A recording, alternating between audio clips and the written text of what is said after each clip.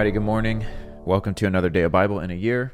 We're in Galatians 1 and 2 today. We will be in Galatians for 3 days, and then we'll move on.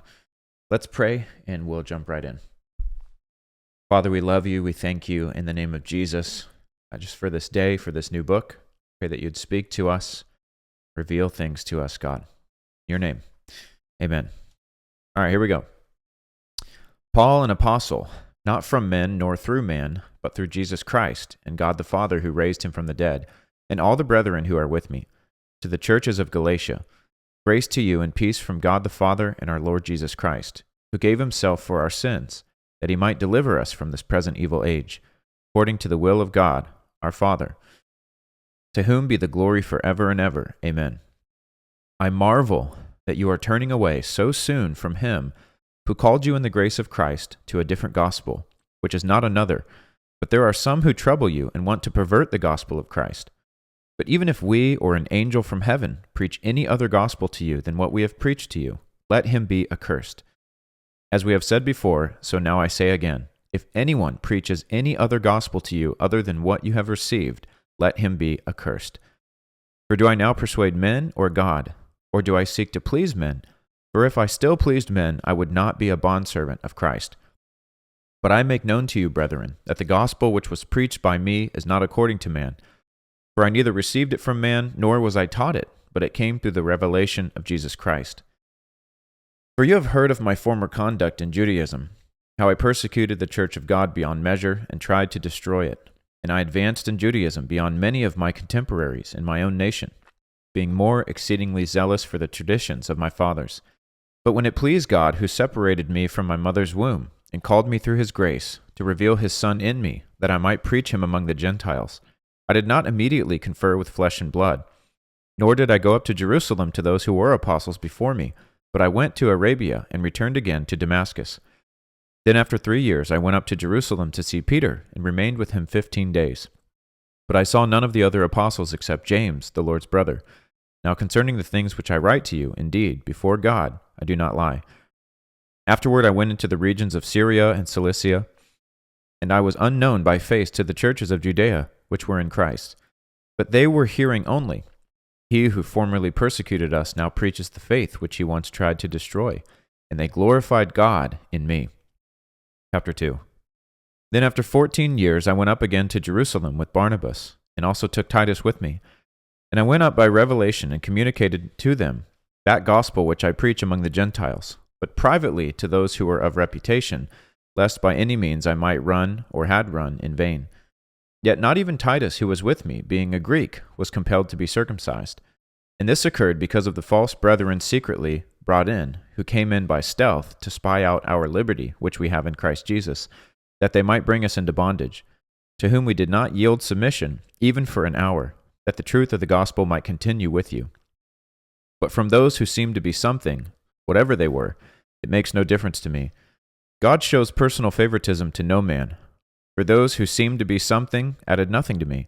But on the contrary, when they saw that the gospel for the uncircumcised had been committed to me, as the gospel for the circumcised was to Peter, for he who worked effectively in Peter for the apostleship to the circumcised also worked effectively in me toward the Gentiles. And when James, Cephas, and John, who seemed to be pillars, perceived the grace that had been given to me, they gave me and Barnabas the right hand of fellowship, that we should go to the Gentiles, and they to the circumcised. They desired only that we should remember the poor, the very thing which I was also eager to do. Now when Peter had come to Antioch, I withstood him to his face, because he was to be blamed. For before certain men came from James, he would eat with the Gentiles. But when they came, he withdrew and separated himself, fearing those who were of the circumcision. And the rest of the Jews also played the hypocrite with him, so that even Barnabas was carried away with their hypocrisy. But when I saw that they were not straightforward about the truth of the gospel, I said to Peter before them all, If you, being a Jew, live in the manner of Gentiles, and not as the Jews, why do you compel Gentiles to live as Jews? We who are Jews by nature, and not sinners of the Gentiles, knowing that a man is not justified by the works of the law, but by faith in Jesus Christ, even we have believed in Christ Jesus, that we might be justified by faith in Christ, and not by works of the law. For by the works of the law no flesh shall be justified. But if, while we seek to be justified by Christ, we ourselves also are found sinners. Is Christ therefore a minister of sin? Certainly not. For if I build again those things which I destroyed, I make myself a transgressor. For I through the law died to the law, that I might live to God. I have been crucified with Christ. It is no longer I who live, but Christ lives in me. In the life which I now live in the flesh, I live by faith in the Son of God, who loved me and gave himself for me. I do not set aside the grace of God, for if righteousness comes through the law, then Christ died in vain. All right, guys, that's it for today.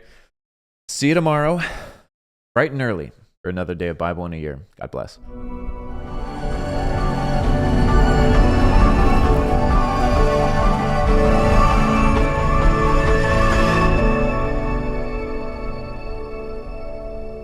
Hey guys, thanks for tuning in here with us at Bible in a Year. Can I encourage you to please make sure you like, subscribe, engage with the content, comment on the videos, and then share them.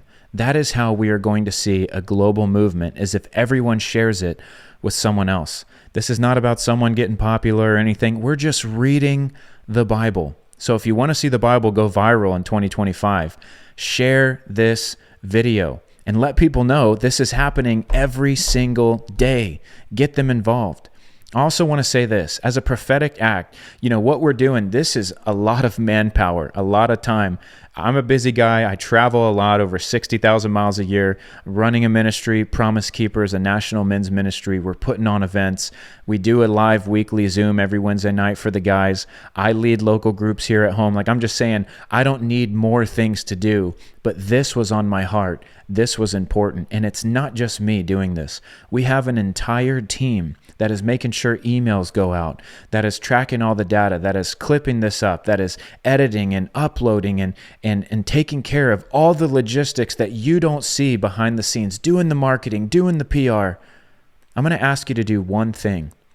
This is a free gift. And I'm going to ask you, every day that you attend, will you just set aside $1? And at the end of the year, however many days you attended, that many dollars, will you donate it to Promise Keepers as an end of the year gift?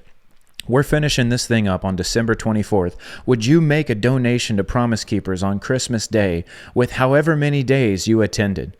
If people around the world did that, we would be able to continue providing free resources just like this. I want you to think about this. This is totally free, and we are using the biggest platform in the world, social media, to get the Bible out there to unreached people groups. Believe it or not, there are still people around the world. There's 3.2 billion people in the world, statistics have shown, that have not heard the gospel. When you share and when you give, you enable us to do this full time. And so I'm just asking, not for you to give right now, not for you to sign up as a monthly giver.